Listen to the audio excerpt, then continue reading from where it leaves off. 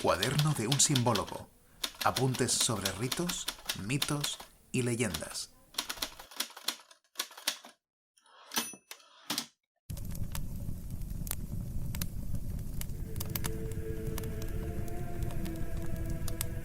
Querido amigo, querida amiga, bienvenido a este hogar, a esta hoguera en torno a la cual nos encontramos los simbólogos, es decir, aquellos que estamos enamorados del estudio del símbolo. Y confesémoslo, no solo estamos enamorados en lo teórico, en lo libresco, en lo académico, en lo erudito, sino que también estamos enamorados de la manera de mirar el mundo que el símbolo nos proporciona. Quiero decir que somos gentes que en lo normal de su vida, en el día a día, pensamos simbólicamente. Por lo tanto, el símbolo y su lenguaje es también una experiencia, una manera de estar en el mundo. ¿Quiere eso decir que somos gentes irracionales? En absoluto, en absoluto. La razón en estos círculos nuestros tiene un cierto derecho de veto, eso es verdad, y tiene peso, tiene importancia. Sin embargo, no es lo que nos hace completamente humanos. Es el símbolo, el pensamiento simbólico tradicional, los mitos, las leyendas, las historias, el reunirnos para contarnos historias, el practicar el rito, el estar juntos bajo esta lumbre que no es solo luz, sino que es también calor, y donde se han contado siempre las historias. Ahí es donde nosotros nos sentimos cómodos. Paradójicamente, esta voz que te llega lo hace a través de un aparato que tiene luz, pero no tiene calor. Y por eso, aquí, junto a esta taza de café, no muy lejos, brillan las llamas de un buen fuego, que lo que quieren es, de algún modo, reencontrar los lugares donde antes nos contábamos estas historias, las cuales asumimos como completamente reales, aunque no literales.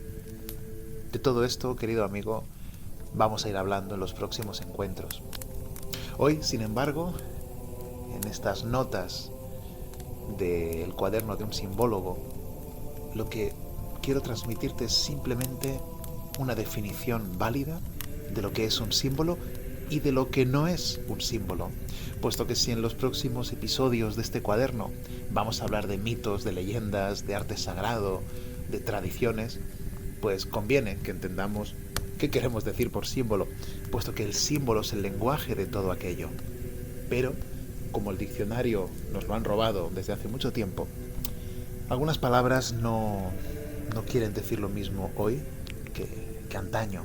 De modo que comencemos por aquí, si te parece bien, y definamos qué es un símbolo.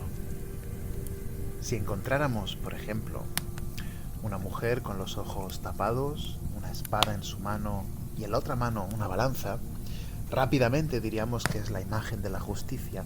Pero cuidado, porque alguien podría decir que es el símbolo de la justicia, pero eso no es exactamente así. Esto es una imagen, sí, de la justicia, por supuesto, pero es una alegoría. Es decir, es una idea abstracta, la justicia, podría ser la fragilidad, podría ser la fortaleza, podrían ser ideas en este tipo, ideas abstractas, que por consenso cultural hemos asumido que se expresan bajo esta forma. Pero estas imágenes no tendrían validez, no se entenderían en otras latitudes culturales ni en otras épocas, porque eso es lo que sí que logra el símbolo. El símbolo consigue ser transcultural, el símbolo es algo perenne, el símbolo es algo totalmente fundamental en el pensamiento humano. Por eso existen tantos vínculos, tantas semejanzas en la simbología universal. Claro que hay una simbología universal que está matizadísima por la cultura de cada época, por las lenguas, por los climas, evidentemente. Pero la alegoría no consigue eso. La alegoría no es un tipo de lenguaje universal, sino consensuado culturalmente por una sociedad. Otro tema es que las alegorías empleen elementos simbólicos que han quedado como cristalizados, pero en sí mismas las imágenes alegóricas no son lo mismo que las imágenes simbólicas. Como tampoco es lo mismo la metáfora. La metáfora es una figura retórica y se refiere a algo sin nombrarlo de forma explícita, y entonces se recurre a un lenguaje figurado, y entonces podemos decir que una noticia provocó una herida en el tejido social, y todos sabemos que no nos estamos refiriendo a una herida en ningún tejido concreto, literal. Podemos decir que el tiempo es oro y entendemos que el tiempo es muy valioso, pero claro que no es oro. O incluso podemos decir que alguien me ha robado una sonrisa. Bueno, claro que no me ha robado literalmente una sonrisa. La cuestión es, ¿por qué si entendemos que esto no es literal? ¿Por qué cuando abordamos un texto sagrado, ciertas personas están dispuestas a reírse de él diciendo, bueno, pero ¿quién puede creerse eso? Claro. Y en cambio yo te digo que un proyecto está en pañales y eso sí que te lo crees. ¿Te imaginas una carpeta envuelta en unos pañales o algo así? No, claro que no. Queremos decir otra cosa, pero preferimos decirla de una manera, en este caso metafórica.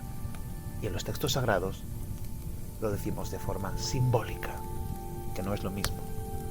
Las metáforas pueden ser, por supuesto, visuales también, igual que los símbolos.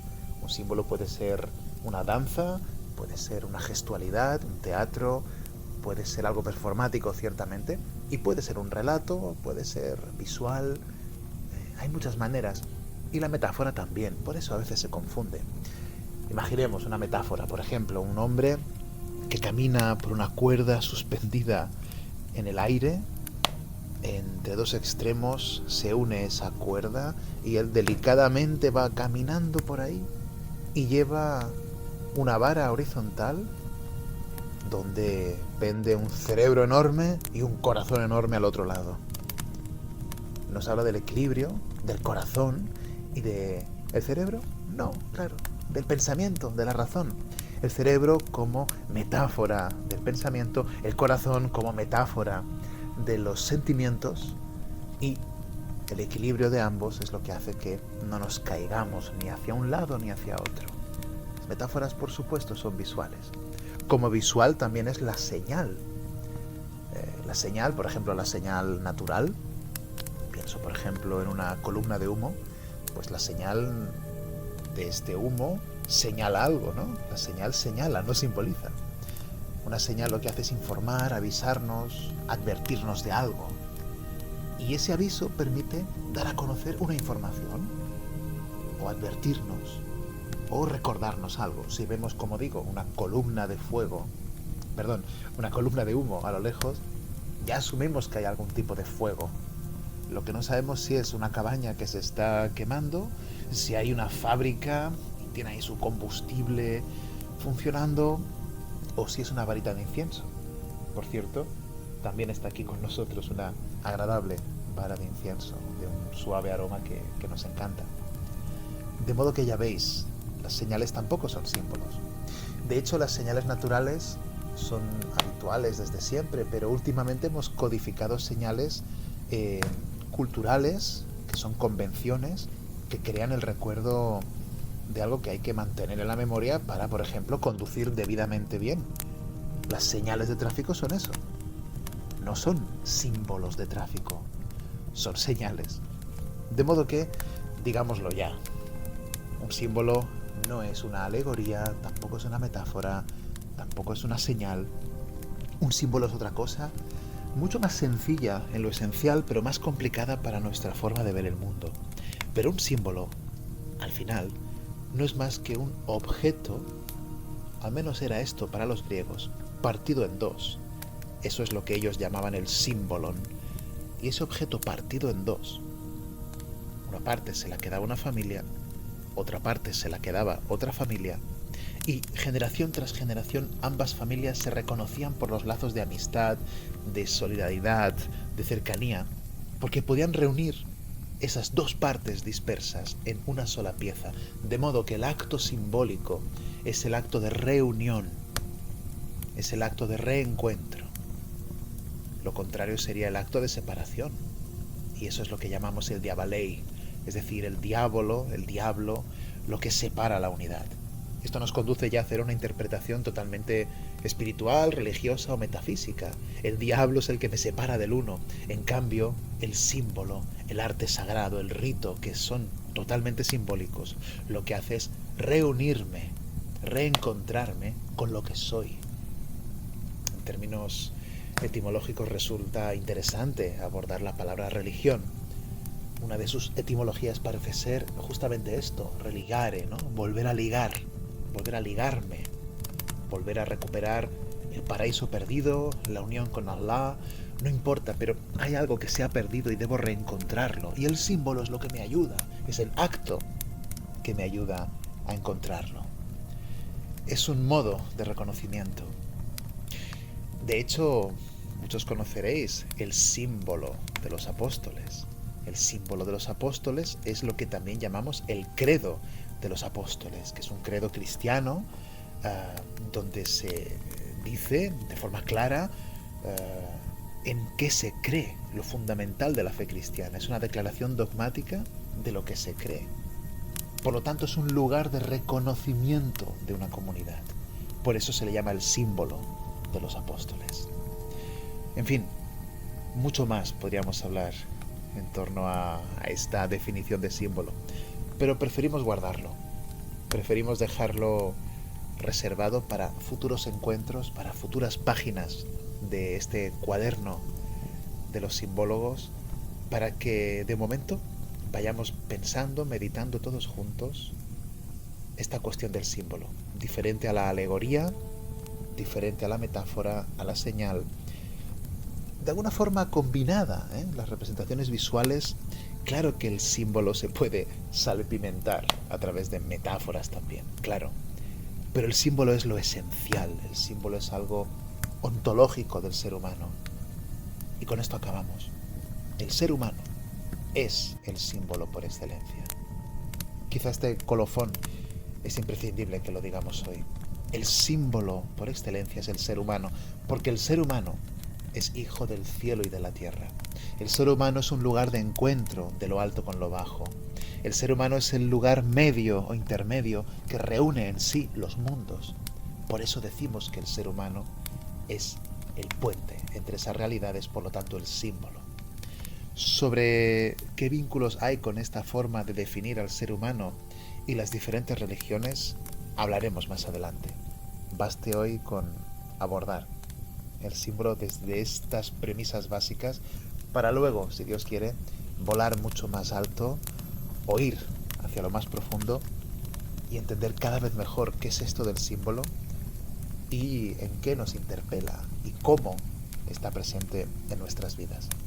Por mi parte, prometo ir revisitando ese cuaderno en mayúscula que está formado por muchísimos cuadernos que durante años me han servido para tomar notas de lecturas, de pequeños viajes, de conferencias a las que he asistido, a escuchar a los maestros, a los que saben de verdad.